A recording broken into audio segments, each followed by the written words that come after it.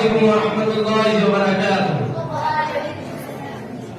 الحمد لله رب العالمين، والصلاة والسلام على سيد المرسلين وعلى آله وأصحابه أجمعين، أما بعد، فأعوذ بالله من الشيطان الرجيم. بسم الله الرحمن الرحيم.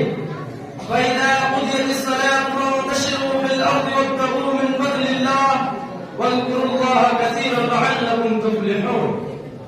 صدر محترم، حکم صاحبان، مشفق اساتذہ اکرام، مہمانان اعزام اور عزیز ساتھیوں، آج کے سالانہ مسابقتی پروگرام میں عنوان تقریر ہے کسب معاش اور اسلام.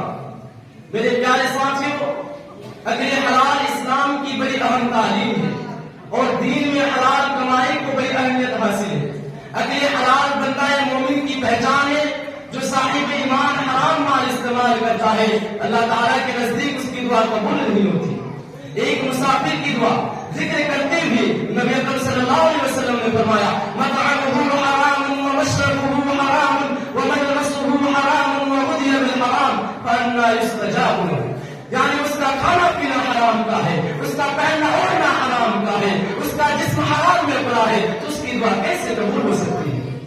رزق حلال کی اہمیت کا اندازہ اس بات سے بھی ہوتا ہے کہ نماز جماعت سے فارغ ہونے کے بعد رزق حلال کی تلاش میں نکلنے کا حکم دیا ہے. ارشاد الہی ہے: یا ایھا الذین آمنوا، اے ایمان والو، اذا نودی للصلاۃ من یوم الجمعہ، جب جمعہ کے دن نماز کے لیے اذان دی جائے، فاسعوا الی ذکر اللہ وذروا البیع، تو اللہ کی یاد یعنی نماز کے لیے جلدی کرو اور خرید و فروخت کو چھوڑ دو.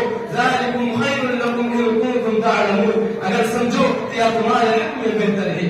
فَإِذَا قُضِيَتِ الصَّلَاةُ فَانتَشِرُوا فِي الْأَرْضِ وَابْتَغُوا مِن فَضْلِ اللَّهِ، اور جب نماز سے فارغ ہو جاؤ تو اپنی راہ لو اور اللہ کا فضل تلاش کرو. وَاذْكُرُوا اللَّهَ كَثِيرًا لَعَلَّكُمْ تُفْلِحُونَ، اور اللہ تعالیٰ کو بہت زیادہ یاد کرتے رہو تاکہ نجات پاؤ. حضرات گرامی، حلال رزق حاصل کرنے کے بہت سے ذرائع ہیں. ان میں سے ایک ذریعہ تجارت ہے جس کی اسلام میں بڑی ہمت افزائی کی گئی ہے. حضرت رافع بن خدیج رضی اللہ عنہ سے مروی ہے، کسی نے سوال کیا: اے اللہ کے رسول صلی اللہ علیہ وسلم، کمائی کے ذرائع میں سے کون سا ذریعہ سب سے عمدہ اور پاکیزہ ہے؟ آپ صلی اللہ علیہ وسلم نے فرمایا: آدمی کا اپنے ہاتھ سے کمانا اور دیانتداری سے تجارت کرنا. حضرت ابو سعید خدری رضی اللہ عنہ سے مروی ہے کہ رسول اللہ صلی اللہ علیہ وسلم نے فرمایا: سچے اور امانت دار تاجر کو نبیوں، صدیقوں، شہداء کی رفاقت نصیب ہوگی. اسلام نے دنیاوی منافع کے بجائے اخروی منافع پر زور دیا ہے تاکہ تجارت صاف و شفاف رہے اور ہر قسم کی بدعنوانیوں اور گناہ سے پاک رہے. اور تاجر کا مقصد تجارت کی راہ سے انسانیت کی فلاح اور خدمت ہو. یہی وجہ ہے کہ صحابہ کرام رضی اللہ عنہم کی ایک بڑی جماعت جو میدان تجارت سے وابستہ تھی، اپنے مال کا بیشتر حصہ انسانیت کی خدمت اور دین کی سربلندی میں لگایا کرتی تھی. حضرت ابو بکر صدیق رضی اللہ عنہ، حضرت عمر رضی اللہ عنہ، حضرت عثمان رضی اللہ عنہ، حضرت عبد الرحمن بن عوف رضی اللہ عنہ، حضرت جابر رضی اللہ عنہ وغیرہ ایسے کامیاب تاجر صحابہ تھے جنہوں نے تجارت کی راہ سے دنیا سے زیادہ آخرت کمائی. شریعت نے دو طرح کے کاروباری معاملات سے ہمیں منع کیا ہے: ایک ایسا کاروبار جس میں جھوٹ اور دھوکہ ہو، اور دوسرا جو کسی گناہ کے کام میں مددگار ثابت ہو.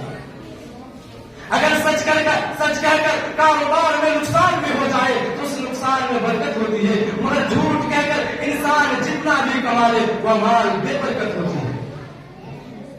حضرات گرامی، اسلام کی اعلیٰ تعلیمات سے لاعلمی کی وجہ سے مسلمان میدان تجارت میں بہت پیچھے ہے. یہی وجہ ہے کہ وہ موجودہ دور میں بے شمار معاشی اور معاشرتی مسائل کا شکار ہے. جو مسلمان میدان تجارت سے جڑے ہوئے ہیں ان کا حال یہ ہے کہ اکثریت نے اسلام کے سنہرے اصول تجارت، سچائی، امانت داری، وعدے کی پابندی، فیاضی اور نرمی کو نظر انداز کر دیا ہے. نرمی کو نظر انداز کر دیا ہے.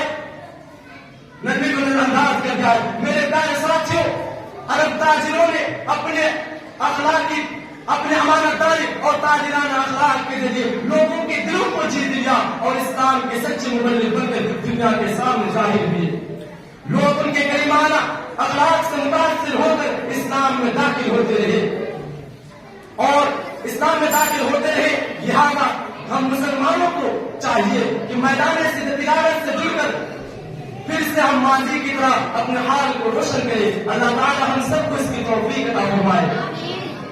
وقت کی کمی ہونے کی وجہ سے میں اپنی تقریر کو یہیں سے ختم کرتا ہوں. آخر میں اللہ تعالیٰ سے دعا کروں کہ اللہ ہم تمام مسلمانوں کو امانت داری سے تجارت کرنے کی توفیق عطا فرمائے. آمین. السلام علیکم ورحمۃ اللہ وبرکاتہ.